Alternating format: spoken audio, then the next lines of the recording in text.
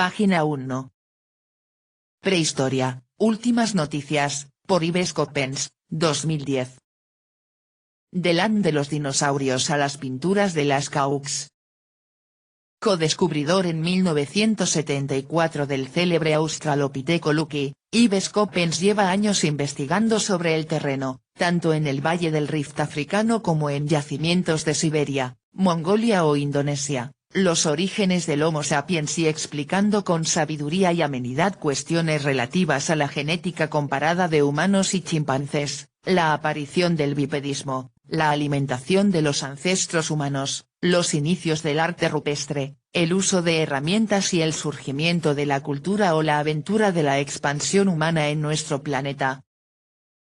Este libro surge a partir de las populares y exitosas intervenciones radiofónicas del autor en la emisora francesa France Info entre 2005 y 2007, en las que aclara y comenta de forma magistral la siempre apasionante actualidad del pasado humano, desde los descubrimientos de fósiles, algunos tan trascendentales como los del Homo antecesor en Atapuerca, hasta los avances revolucionarios en el campo de la genética, que ya nos permiten soñar con la reconstrucción del ADN del hombre de Neandertal. El autor también comenta exposiciones, novedades literarias y coloquios donde se polemiza en torno a los rasgos que nos hacen humanos. A Martine y Quentin. Lleno de nuevas pequeñas historias de hace mucho. Debo esta idea a Jean-Claude Carriere. Un día, salía con mucha prisa de la maison de la radio por la puerta B. Crucé como una tromba la calle de Bougainvillers y la calle Franklin para llegar lo más rápidamente posible a la parada de taxis, delante del restaurante Les Ondes. Jean-Claude Carriere, probablemente con tanta prisa como yo, seguía en el mismo momento el mismo itinerario al mismo paso, pero en sentido contrario. Nuestros recorridos se cruzaron en el medio de la calle de Bougainvillers. Lo saludé y él me respondió en dos tiempos, separados por unos segundos y algunos metros. Primer tiempo, sorprendido, oh, buenos días, ¿cómo va? Segundo tiempo, elevando forzosamente el tono y siempre en plena carrera, hace mucho. Gracias, Jean-Claude Carriere, fui muy sensible a esa preocupación por mi salud asociada a un homenaje a mi especialidad. Ahora me siento muy hace muchólogo. Este libro procede de la reescritura que realizó Ives Coppens de sus crónicas y conversaciones con Marie-Odile Monchicourt difundidas por la cadena France Info. Prólogo.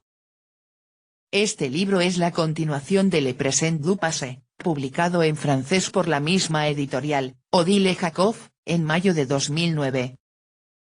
El primer volumen se redactó a partir de 109 crónicas emitidas en la emisora de Radio France Info del 14 de julio de 2003 al 15 de agosto de 2005. El segundo se escribió, y por entero, insisto, porque, esta vez, las crónicas no estaban escritas, a partir de las 103 crónicas emitidas en France Info del 22 de agosto de 2005 al 20 de agosto de 2007. ¿Por qué el 22 de agosto de 2005? Porque la primera crónica de la programación principal del programa del año 2005-2006 se difundió el 22 de agosto de 2005. ¿Por qué el 20 de agosto de 2007? Porque la última crónica de la programación del verano de 2007 se difundió el 20 de agosto de 2007. Se reúnen, pues, aquí las crónicas de 2 años. ¿Y por qué estas crónicas se han escrito todavía más que las anteriores? Porque, a partir del 22 de agosto de 2005, la dirección de France Info quiso que la crónica Historia del Hombre se tratara en forma de entrevistas, era la primera vez, entrevistas que aceptó realizar Marie-Odile Monchicourt. Yo continué eligiendo, tan libremente como durante los 2 primeros años, las actualidades que había que presentar, estudiándolas y preparando la exposición. Pero esta vez, Marie-Odile Monchicourt intervino, prestándose al juego de mis elecciones, lanzando mis temas y animando para dar otro ritmo a mis presentaciones y a sus explicaciones. se lo agradezco de verdad muy amablemente. Por supuesto, el presente es una manera de hablar de la actu, como dicen en una de mis instituciones. Y, por supuesto, de actualidad en actualidad, de descubrimiento en descubrimiento, de análisis nuevo en síntesis, es como se construyen, paso a paso, de crónica en crónica, la prehistoria, la paleontología humana y la arqueología. Colocado cada vez en su contexto de conocimiento del momento, es divertido ver, reacción del lector, u oír, reacción del oyente, hasta qué punto una actualidad, un huesecillo o una piedrecita más, puede esclarecer una problemática, e incluso su modernidad. La práctica de la información corta aporta también una luz original, de pleno derecho, a la disciplina a la que se dedica. Gracias, afectuosamente, a Odile Jacob, por haber querido aceptar en su prestigiosa editorial estos nuevos cuentos de antaño y por haber confiado de nuevo en un autor de hace poco. Gracias también con mucho cariño a Anne-Julie de Montlelievre, que, en nombre de las ediciones de Radio France, ha aceptado esta nueva entrega de actualidades del pasado de acuerdo, naturalmente, con el director de la emisora Philippe Chafanjon y con sus directores anteriores Michel Polacco y Patrick Roger, en función de las fechas y de las crónicas.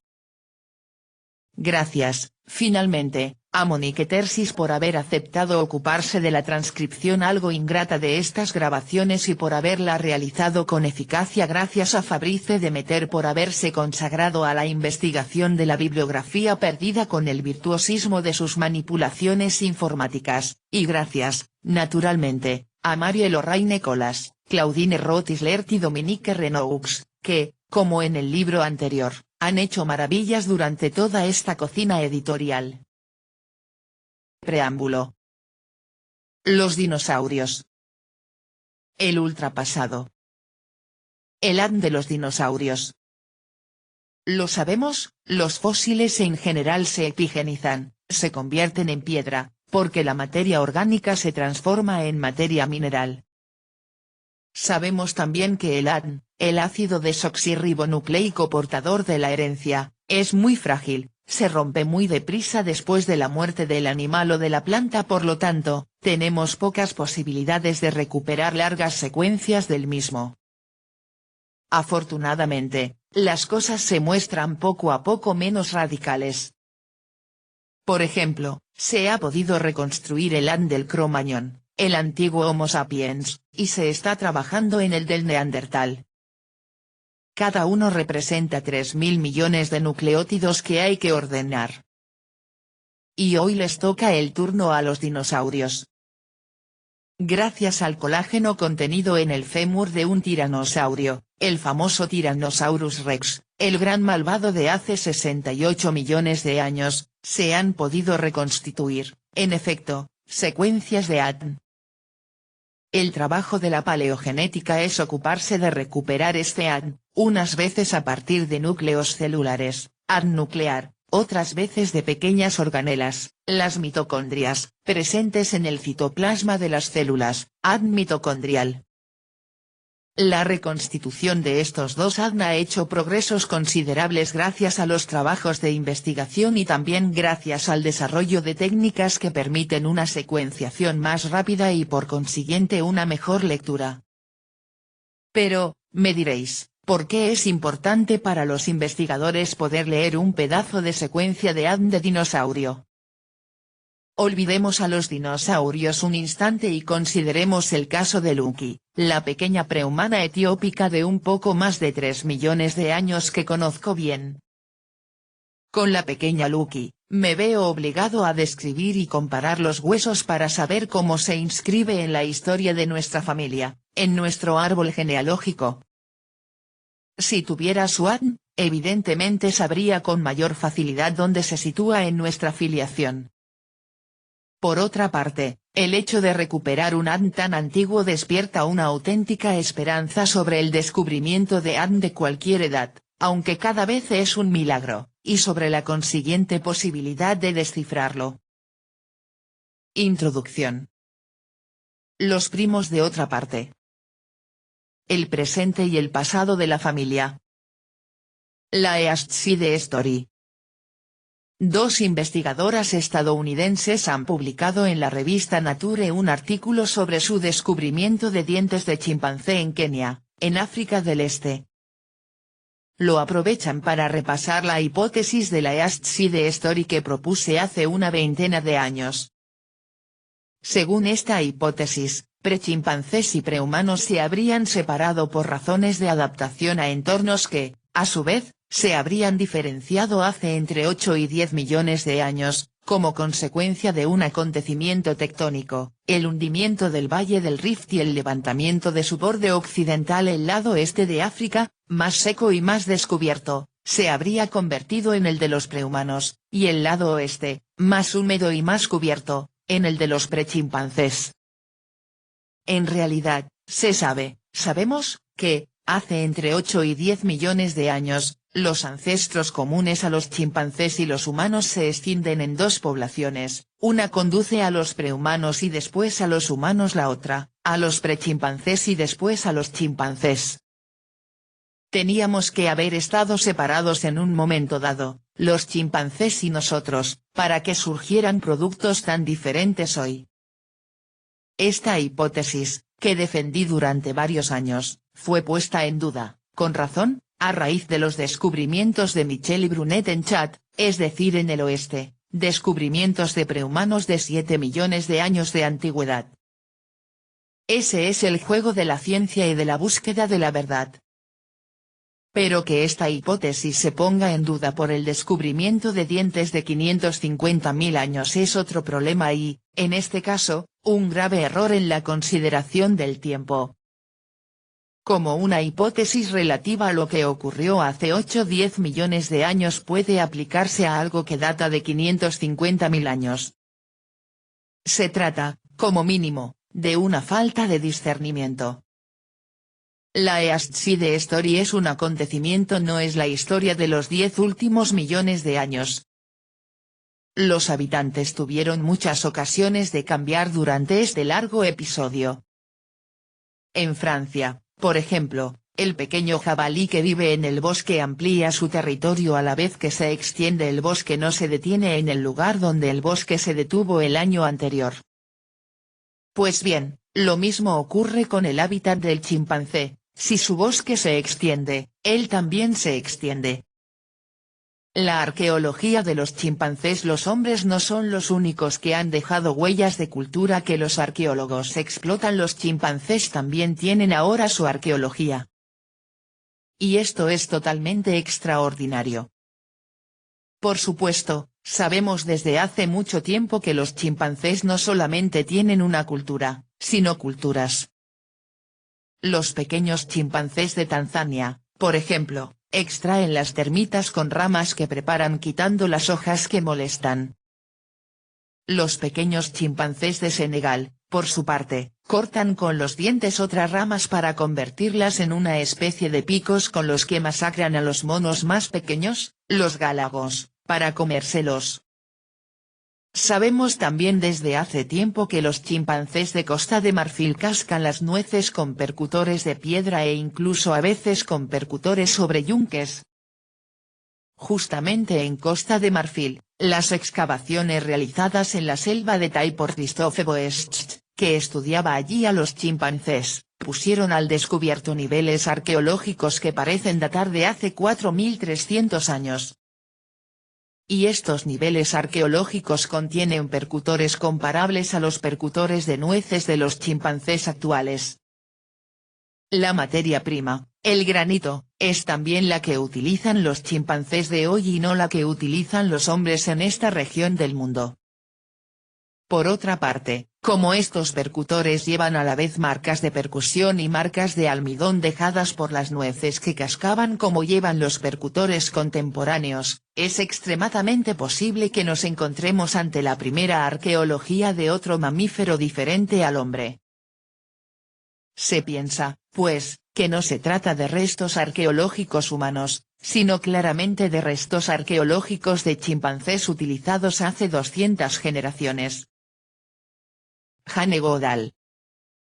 Jane Goodall estuvo recientemente en París con el objetivo de sensibilizar a la opinión pública francesa sobre la supervivencia de los grandes monos.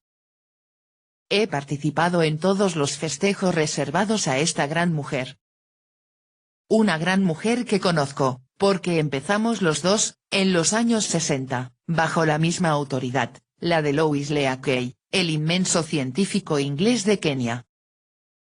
Jane necesitaba selva para estudiar a sus monos, y yo sabanas para buscar mis huesos. Louis Leakey la instaló en Gombe y a mí en Olduvai, los dos en Tanzania.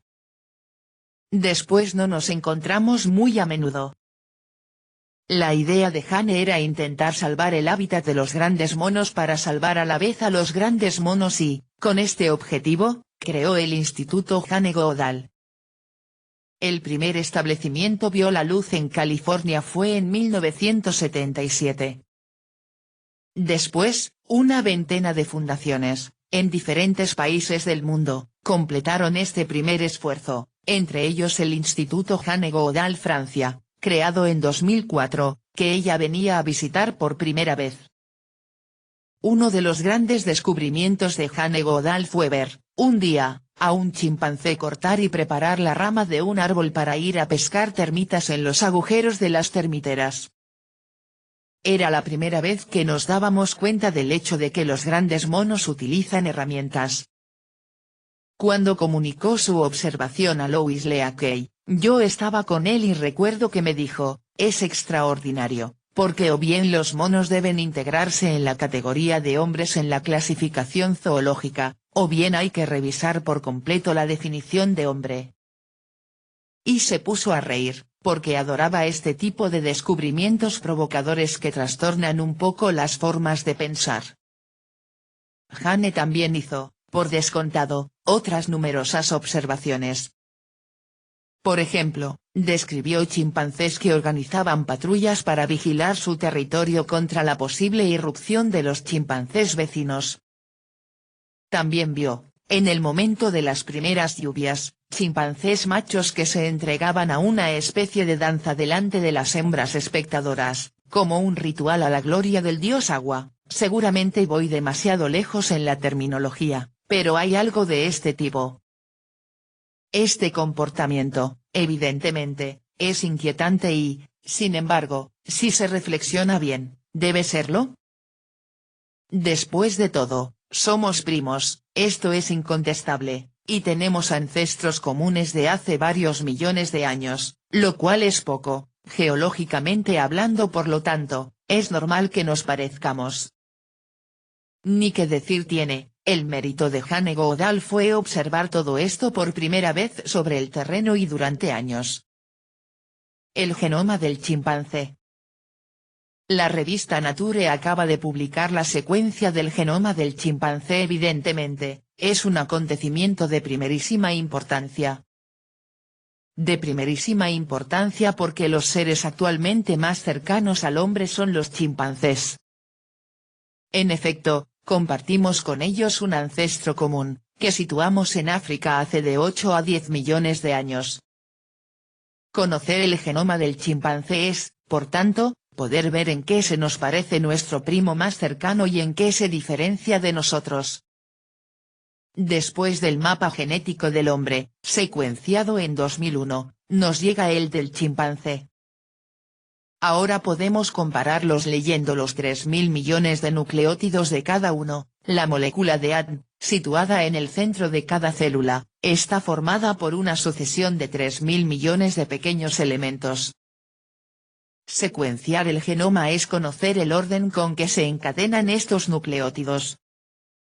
Esta distribución es extremadamente importante, porque basta un nucleótido menos, o diferente, o colocado en otra parte, para que exista una verdadera diferencia, mutación o enfermedad genética. En la actualidad, ya se han observado unos 40 millones de diferencias. Más exactamente 35 millones y 5 millones de inserciones o deleciones. Evidentemente, solo se trata de una primera lectura, un punto de partida para otras comparaciones. queda todavía un largo trabajo para comprender mejor la implicación de cada nucleótido en estas diferentes funciones. Un bipedismo arborícola asistido. Susannah Thorpe, de Birmingham, especialista en orangutanes, ha dado a conocer recientemente una observación que parece haber emocionado un poco a nuestra comunidad. La observación es interesante, pero la emoción me parece excesiva. En efecto, esta investigadora vio a unos orangutanes de Sumatra que se paseaban de pie sobre las ramas. Estos animales, que viven en la selva y que disponen de largos brazos, tienen más bien la costumbre de colgarse de rama en rama. Ella los vio enderezarse y pasearse de pie para poder utilizar las manos y recoger frutos. Llama a esto, y es muy hermoso, un bipedismo arborícola asistido por las manos. Los ancestros de los orangutanes, primero arborícolas, habrían descendido después al suelo, antes de reconquistar el mundo de la selva. En realidad, hoy están adaptados a un cómodo arboricolismo. Todos los primeros prehumanos son probablemente bípedos arborícolas, pero, aunque continúan trepando a los árboles, no por ello dejan de ser bípedos y bípedos permanentes. Un bipedismo ocasional precedió al bipedismo de los prehumanos, ¿por qué no? Es posible que el arboricolismo preparara, en cierta manera, para el bipedismo. La observación es interesante, enriquece nuestra cultura sobre la historia del bipedismo, forzosamente más compleja de lo que se cree. Pero no cambia nada de nada. Los prehumanos siguen siendo los únicos primates caracterizados por un bipedismo permanente, a pesar de que, en los primeros millones de años de su historia, este bipedismo se asociaba a cierto arboricolismo, Horrorin, Ardipithecus, Luki. Página 12.